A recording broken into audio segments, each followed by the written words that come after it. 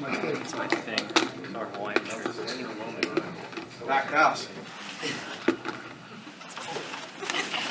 It's chilly in here.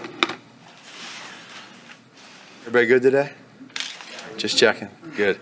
All right, so not a whole lot of new stuff from yesterday, other than had a good day. We were inside, which was can be good and bad. I mean, we like being outside a little bit. Today we'll be outside, do some more things, but it's a good opportunity for our guys to get going. So other than that, not too much new. What's up with Bullard? Yeah, he yesterday he had just a illness that he was dealing with, so we just wanted to keep him out. What about Eddie Golden yesterday? We didn't see him. His was personal. He had a personal deal that he was excused for. Going back today or anything? Yeah, they should be. Yep. How long do you expect Coward to be out? I don't know the timeline on that. He's not going to be available for this week, but I don't know after that. We'll kind of see as he rehabs with Dre how that goes. But he's doing everything he possibly can to get that thing right. Were you planning on getting Rashad some looks on the left side of the line during preseason? No, I don't think so. We liked where he was at. He had a lot of valuable reps last year as well. So, just a reminder that this kid's coming from the other side of the ball. So it takes some time developing him. And so he's been getting better and better. He's been improving. And then to have this little setback, we just got to get through the injury. Frank Reich said today that he had a change of heart and isn't going to play a lot of starters on Saturday. Do you have conversations with the opposing coach about things like that? Is there professional courtesy there? It depends who they are. I mean, there's some guys that you have relationships with, and in situations like that, I think a lot of guys. Frank and I are friends, so so hearing that doesn't surprise me just from things that you hear from others. But you never really know. That's the first that I heard that, but it doesn't shock me. You started a trend last year. I don't know. I have no idea.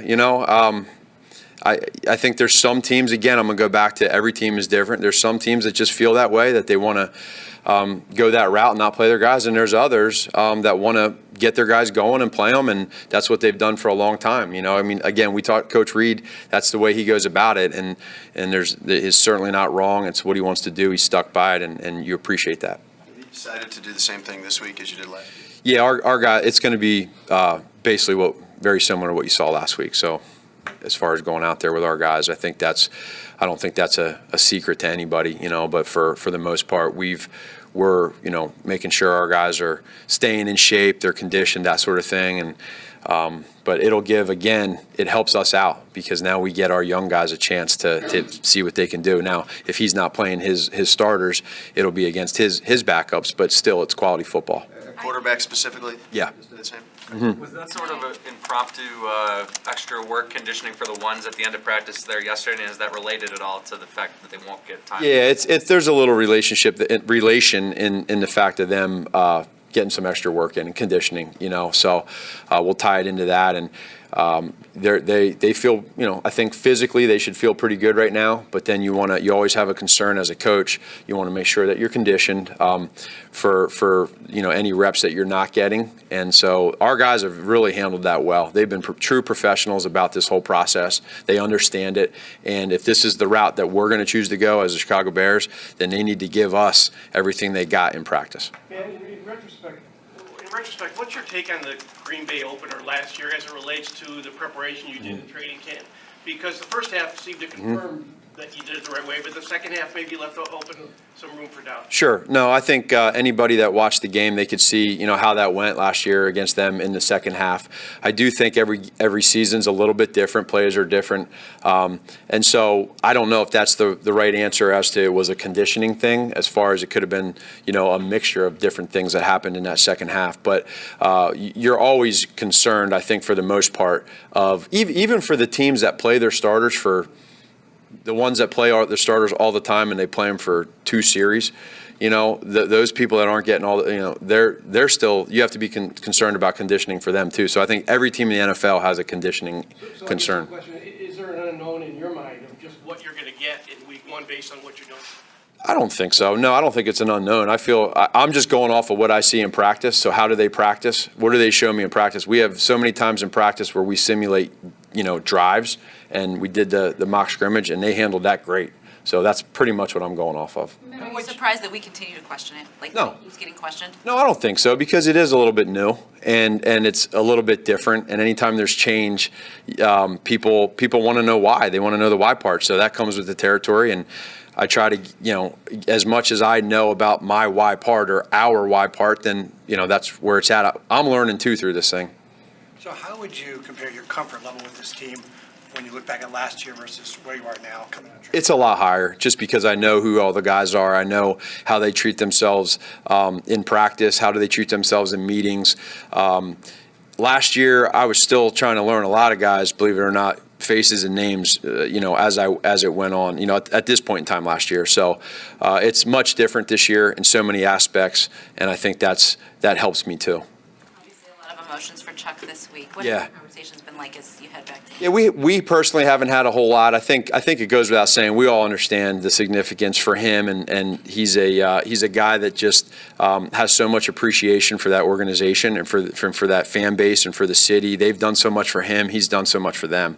And anytime that happens, in the preseason like this, I have no issue at all with having him be recognized in the city and the team, and that's what it's all about.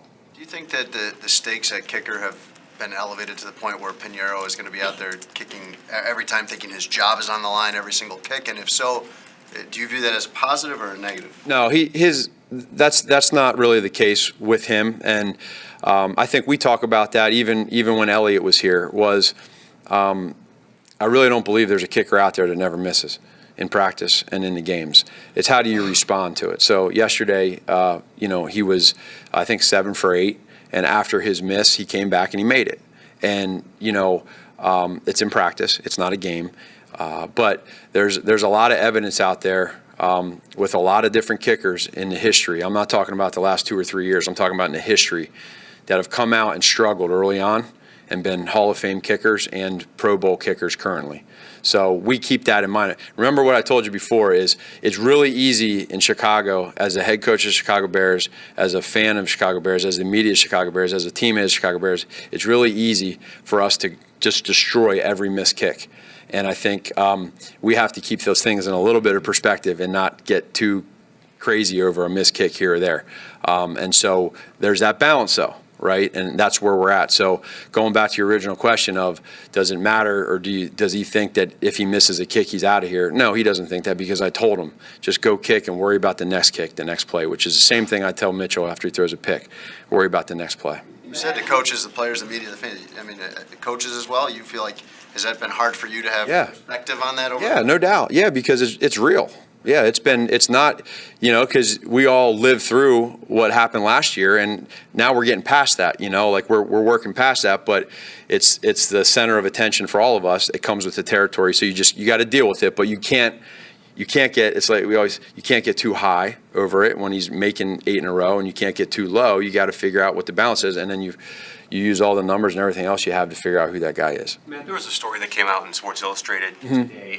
It quoted some of the kickers that were here during the rookie minicamp that did not make the team. And some of them questioned the process that you guys put them through. Right. When you look back on just how you guys handled business and the process and bringing in Jamie and everything you've done, do you feel good about how you guys handled that situation? I really do. I feel great. I haven't seen the article or heard about it, but I think that I understand. We brought in a lot of different kickers that came in here. And to me, I look at it as a positive in the fact that we said we were going to turn over every stone to find whoever's out there, right? And we felt like we at that point in time, when we brought in a bunch of kickers, we're going to test them all out and see what they can do. And then within that time frame, we also get put in some situations with the Augusta silence early on to see how they could handle it. And, is it exactly the perfect science? I don't know that. Maybe not. But I don't know the regards of the article, if it was a good article or a bad article. But I think that for the most part, I just really like with how we're going through this thing. Ryan and I talk about no regrets, right? And we talk about it as a team. So at least we can look back and say, we hopefully didn't miss out on somebody. I hope, But I don't know. I'd have to read the article before I get into it more. To keep with that a little bit, all those guys that were here for that, Yeah. no one remains. Yeah. Does that mean anything to you that part of the vetting process turned up no one that is still here that's a I- candidate to kick? Well, what I think it is, Rich, is I think it's a compliment to Elliott and a compliment to Eddie coming in here. I know Eddie was later, but coming in here and just, you know, when there's whatever competition you're in, when there's a bunch of people and you either stay or go, you're working through some adversity and you're showing what you can do. And so, you know, whoever of those kickers that were here, we had a reason for bringing them in and a reason for not keeping them. And it's nothing personal. It's just what we saw. And it's where we're at right now. And I just feel like, you know, Eddie's done a great job of being put in situations and now in the preseason of giving an opportunity to do well. He's done well, but how's he going to do going forward, you know?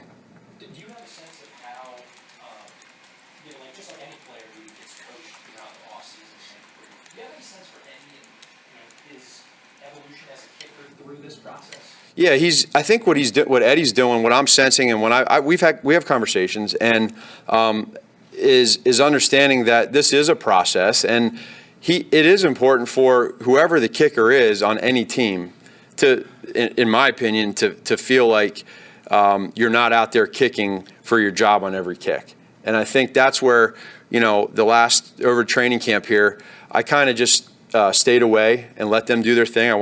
We got on them pretty good in the OTAs and put them in pressure situations. I had a different mindset coming in, which was planned in the summer. But now, just let them know that, you know, we have their back, or now I have his back. And confidence is big for any position. And I don't want Eddie thinking that every missed kick that he makes, you know, they're looking for somebody else, et cetera. I just go out there and just kick. And we've had some talks, and we're going to keep the talks that we've had personal between us and confidential. But I hope it helps them a little bit. Matt, when offenses sort of get more analytical as years go on, how do you personally weigh when maybe an analytics you'll have sort of butts head with what you're seeing on the field? How do you sort of weigh each? Yeah, there is a weight to it.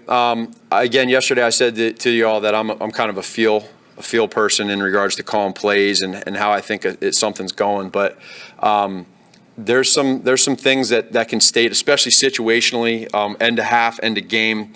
You know, the fourth down stuff, should you go for it, depending at where you're at in the field position, et cetera. But I also believe, too, weather is a big part. I also believe, and I'm talking from an offensive side of the ball, what kind of defense you have plays into whether or not you go for it and how far. So there's a balance there. Everyone's a little bit different, but I am certainly a field guy. Two more here. Matt, we're about 2 weeks from the opener. Anthony Miller with a foot on top of what he dealt with the shoulder in the spring. What kind of challenges does that present for him getting ready for the regular season? Well, the biggest challenge is timing with the quarterback. That's the number one challenge. So when you're not out there, that's for him, for a younger guy, is just learning the offense, but then also getting the offense down and running it versus a defense and getting that play timed up, that route timed up with the quarterback. He's done a really good job and been in all the meetings. He's been focused. He's been asking questions, all that. Yeah, he had that banged up shoulder last year. Now he had a freak incident with the twist of the ankle, but he's in a good position health-wise. I feel good about that, but it's you know, for him, I think he kind of falls into somebody too, where we don't want to overload too much mentally with him because he's a playmaker. So I'm not real concerned about that, but he's been in meetings, which is good. Does it change or test your patience just knowing that he hasn't had a chance to rep it as much as you'd want him to rep it? I don't think so. You know, honestly, Dan, probably if we didn't have as many, you know, if we had a little less playmakers on our team, but, you know, we try to just call plays and let whoever's up next type deal. And so I've never really been wired that way that, oh, we don't have this guy shoot, you know, what are we going to get frustrated? It is what it is. When he's out there and he's rolling, then we got to, as coaches, limit what we do with him and just let him play fast. Is Trey Burden still going through more maintenance, or is he 100%? No, he's still going through the maintenance thing. I mean, it's not, but we knew that. He's right on schedule, if not probably a little bit further along than what we thought when we were doing this. So, you know, but I just think that when you're out that long, like he was, he's going to generally, I think the more game time he gets, condition-wise, physically, mentally, I think each game he'll slowly get stronger and stronger. And then we got to make sure that we watch it. You know, we stay on top of it. Thank you, Matt. Thank you. Thank you. Good.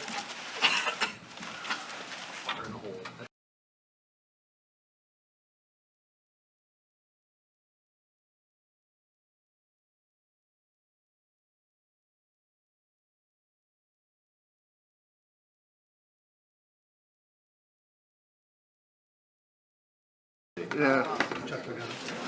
Cocktail. Can't like ask. Somebody just mentioned St. Elmo's. I still got a little bit of juice there, so somebody needs a reservation. I think I do. We'll find out. Your name there then? So, what, Preseason game, what kind of emotions are going through your mind for this game coming up for Indianapolis again? Yeah, I mean, I'd be lying if I, said there wasn't, going to be any. I'm sure once we get down there and you step out on the field and, go through all the pregame stuff and see a lot of old faces and, shake a lot of hands and high fives and all that stuff. But, it's a business trip. We got to, we got a game to play and all that stuff. And there's a lot on the line for a lot of these players. So, our focus and energy and everything has been, in our preparation for the game. But, certainly spent, had 6 great years there and a lot of fond memories. So it'll be pretty cool. What makes Indianapolis as a place unique? You've coached all over. I just think, the people, you always hear about Hoosier hospitality, but until you live it, like I had an opportunity to live it, you can't appreciate it like I appreciate it. So just really, really good people. As you went through your journey there and beyond, what did it mean to have the support of that city? It was incredible. I was only there a short time, before, I was diagnosed. And then, for that city and that community, the organization, to embrace, me and support me and my family through that whole journey. It just speaks to what we just talked about, that Hoosier hospitality and, again, living it like we lived it.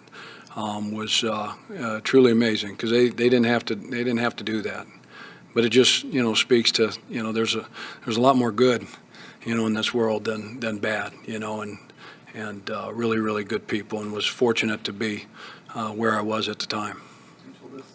In camp, that you were happy to have a team again. Your family was happy to have somebody to root for again. Did you pay attention to the Colts last year? And what was your relationship like from afar, if you would see them on TV or whatever it may be? Yeah, doing the consultant gig with the NFL, I got to see everybody, which was good. For me, that was my football fix. So I kind of paid attention to, the entire league. But again, just having been there, followed them just like everybody else. And, when things went good, you send out texts to people and congratulate them on things and check in with guys. So other than that, it wasn't anything else. I had my own stuff going on. And what did it mean to you when, during the offseason, you were able to continue your fundraiser in Indianapolis, hosted by the Colts, and then kind of the Bears partnered with them to do the whole thing together? Yeah, it's just, blew me away, blew all of us away. It was really unprecedented, how, in the National Football League where everything is so, secretive and, nobody wants to share anything. And for 2 organizations to come together and, the generosity of the McCaskey family and, purchasing a table and supporting that cause and, making the trek down there, it was just unbelievable. And it just speaks to the people that own these 2 organizations and the fan base and everybody in these 2 football buildings, to their character, that they understand that, what football is and the game and all that stuff. But, it was a night where, both teams, both organizations put football to the side, and we all came together, for a great cause. And that was to, raise money for cancer research. How do you feel like you've changed since you last coached in Indianapolis to now? As a play caller, as a coach, everything? No, I've always just tried to stay true to myself, and so I don't think so. I just know that I'm grateful to be back, with the team and back on a sideline and surrounded with just great people, great players, great coaches, a great organization. It's an amazing building, to come to every single day. And, we all are trying to do the very best that we can do to make sure that, you stick your fingerprint on that deal, it works, and you get to come in, every day. So it's pretty cool. I'm sure you had a great relationship with Andrew Luck when you were coaching him. Is it disheartening for you to see him kind of going through the health problems again this preseason? Because I know you dealt with that a couple years ago with him, just not knowing what his availability was going to be. Yeah, you know, you don't want to lose anybody. You don't want to see anybody, you know, get injured in this game, you know, and so it's tough, you know, because he's missed a bunch of time, obviously missed the entire 17 season, you know, came roaring back last year. He's dealing with something, but Andrew's a tough kid, you know, and going through what he went through before has only hardened him, you know, and strengthened him for this one, and I'm sure it's no big deal, and he'll get through it and be back, you know, for opening day. Jim Irsay is a little different as NFL owners, though some people said eccentric. What was dealing with him like? Do you have any kind of unique, kind of almost non-football story, any experiences with him that worked out? Yeah, I got a bunch, but, you know, this ain't the time or place to share them. He's a great man.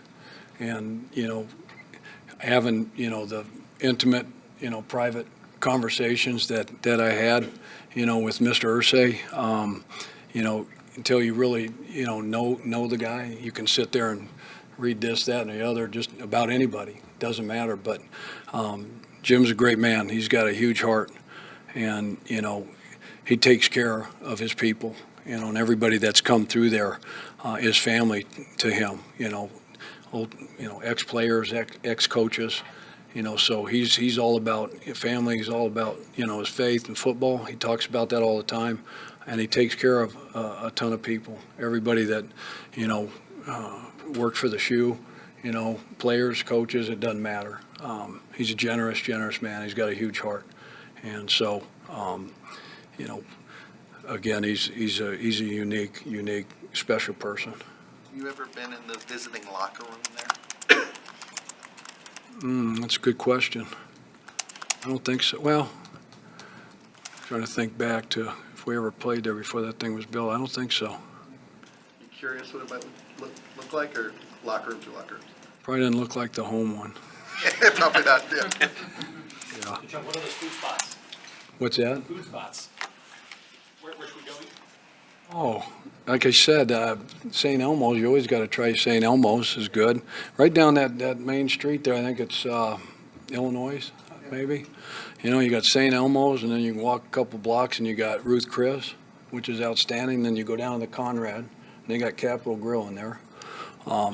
If you just want to go burger and fry, Steak and Shake's right across the street from you. I highly recommend that, you know, so. Did any of your players ask for any tips or scouting tips on the guys that they're going to be, and did you help them out with any techniques or little details? Yeah, so it's you know, having obviously spent some time there, and that roster's turned over, and nowadays these rosters turn over at an amazing rate year in and year out. So there's still, you know, some guys on that football team that I spent a lot of time with. So been able to help some guys out with as far as, you know, from a talent standpoint and things that you know, you can watch the tape and you can see what they can do on tape, but you know, from a physical standpoint and how fast and, you know, what techniques they use, what kind of routes, what kind of tendencies they have, this, that, and the other. And, you know, maybe rushing one of the offensive linemen.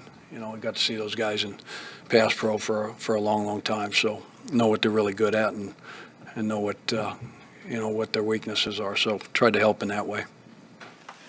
Thank you. Appreciate it. Thank you. Larry, I'll take